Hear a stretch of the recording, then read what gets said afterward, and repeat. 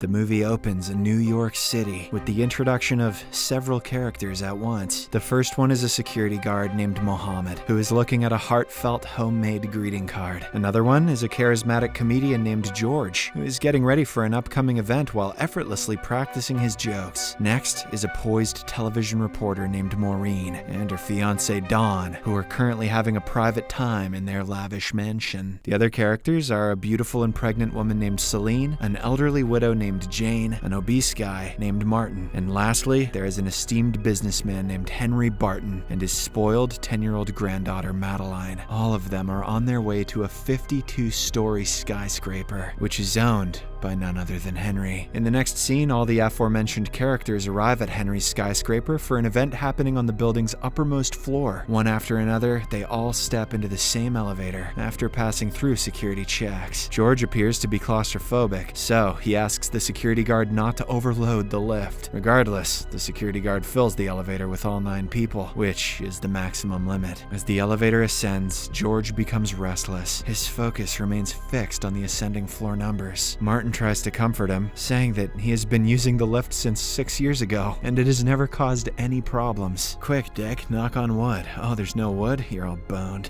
In order to intensify the situation for George, the mischievous Madeline presses the emergency stop button, causing the elevator to stop abruptly. As a result, George loses it and starts scolding the young girl. Henry steps in to defend his granddaughter, saying that it was an accident, but George knows that she did it on purpose. Fortunately, before the situation gets out of hand, Mohammed manages to calm everyone down. He then advises Henry to press the restart button, which he does. However, to everyone's surprise, the elevator does not move. Panicked, Henry presses the button for the lobby floor, resulting in a slight descent before another halt. At this point, George's claustrophobia escalates into full-blown panic, so he begins chastising Madeline using swear words. This enrages Henry, prompting him to fire George from his comedian role. However, this does not affect George, because he just wants to get out of this elevator. When the elevator does not move, Henry presses the intercom button and alerts security about it. After learning of the problem, the security says that he will dispatch a maintenance crew. As they wait for the assistance, the group starts to talk to each other, fostering a sense of connection amongst them. Henry says that he's about to retire from his position and live a peaceful life from now on. He just wants to find a capable successor as soon as possible. After a while, the pregnant lady Celine feels an urgent need to use the bathroom. Unable to hold on any longer, she decides to use her bag as an improvised toilet. The rest of the people turn away, while Martin generously uses his coat to ensure privacy. In the midst of this, Madeline takes a look and makes a rude remark, but her grandfather shuts her up. Gen Alpha will never learn respect, and the world will die. The conversation then shifts to Jane, who shares her heartbreaking story with everyone. She reveals that her son died in Iraq last year, and her husband committed the unthinkable after suffering a huge financial loss. He had actually bought some shares from Henry's company, but the value declined rapidly in a matter of weeks. Jane tearfully says that she and her husband had planned to buy a boat in order to enjoy their retirement days, but their dream was never fulfilled. She spills her rage on Henry, indirectly accusing him for her loss. In response, Henry says that life can be unfair sometimes, so it's best to live each day like it's the last. He then inquires why Jane is here now. Before she can answer his question, Jane suddenly begins to struggle for air, seemingly having a heart attack. She slowly collapses to the floor, and in her final breath, she reveals that she has a bomb,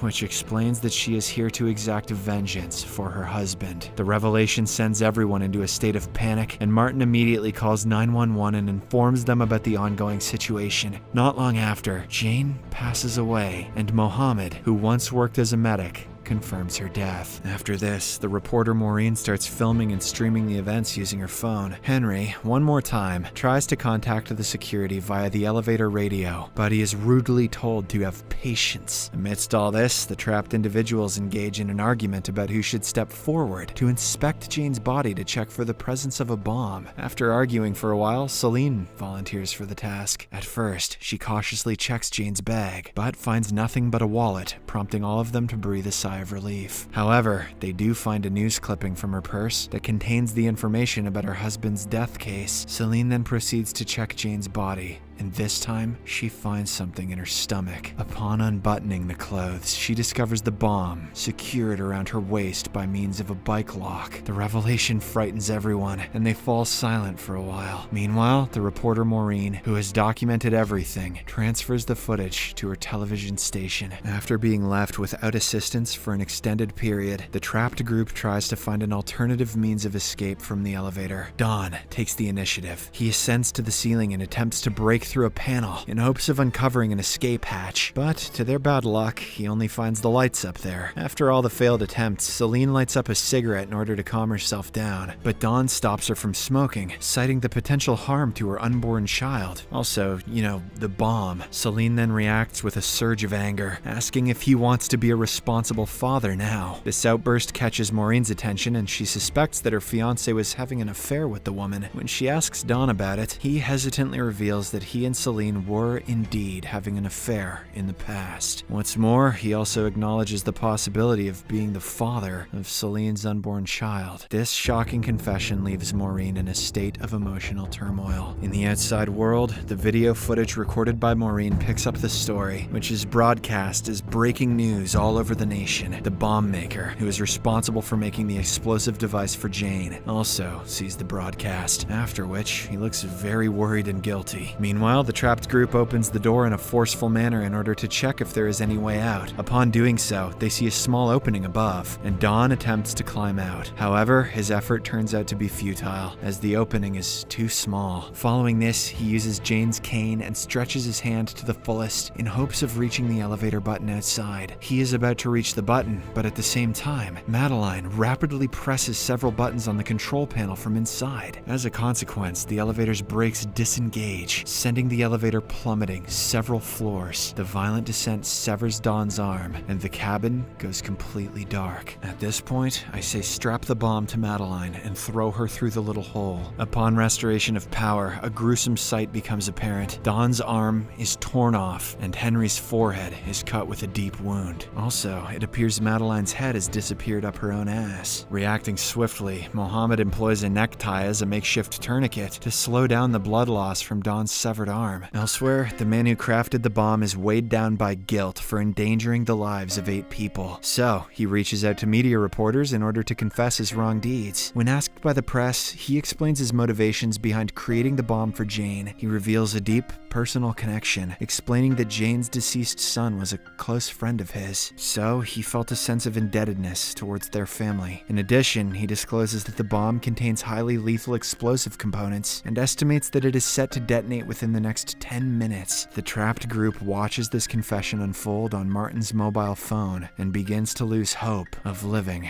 However, George suggests opening the door one more time, considering the possibility that the recent elevator's movement might have created an opening beyond the door. The group rallies behind his suggestion, and with united effort, they manage to pry the door open. However, to their dismay, they find no pathway behind it. George is still not ready to give up, so he contemplates opening the elevator again. He claims that there might be enough space for them to throw the bomb down the shaft, or perhaps Madeline, averting the potential catastrophe. However, the situation is not as easy as it looks, because the bomb is chained into Jane's body. George then asks if anyone has anything sharp, to which Mohammed hands him a tiny knife. Since the metal chain can't be cut, he suggests dismembering Jane's body and separating her from the bomb. Considering it as their last resort, everybody agrees. However, when it is time to act, George is unable to muster enough courage for such a grim task. Witnessing his hesitation, Henry steps forward, taking over the responsibility due to his past experience in animal butchery. After taking a deep breath, he begins cutting into Jane's body. As Henry proceeds, he reaches her abdominal region, but he needs some assistance in removing her organs. So, Mohammed and George help him with the bloody operation. When they are still unable to cut through her spine, they opt to snap it. The group then divides their forces and twists the body, pulling from opposite ends. In the midst of this, George considers Henry to be responsible for all of this, so he tells him to hand over $1 million to each of them if they survive. Surprisingly, Henry agrees. Just then, a security guard communicates via the intercom, delivering the long-awaited news that the rescue and bomb squads have finally arrived. He assures them that the team will get all of them out soon. Within moments, the rescue team lowers the elevator and pries open the door, creating a narrow passage to extricate the trapped group. Then, they begin to pull everyone up, one after another. When only Martin is left, he knows that the opening is not big enough for him to fit through. George, on the other hand, desperately orders the rescue members to lower the elevator to another floor in order to rescue Martin. However, since only a few minutes are left on the clock, they reluctantly close the elevator door, leaving Martin stuck inside with Jane's corpse. The poor guy weeps uncontrollably, knowing his death is imminent. But in his final moments, he regains his composure and realizes he is the hero, as he helped everybody survive. With this realization, he waits for the inevitable, and the bomb detonates within a few seconds. In the aftermath of this tragic event, Dawn is urgently transported to the hospital, while George and Mohammed sit together, their expressions reflecting a mix of desolation and relief. As Henry passes by, George reminds him of the pledged $1 million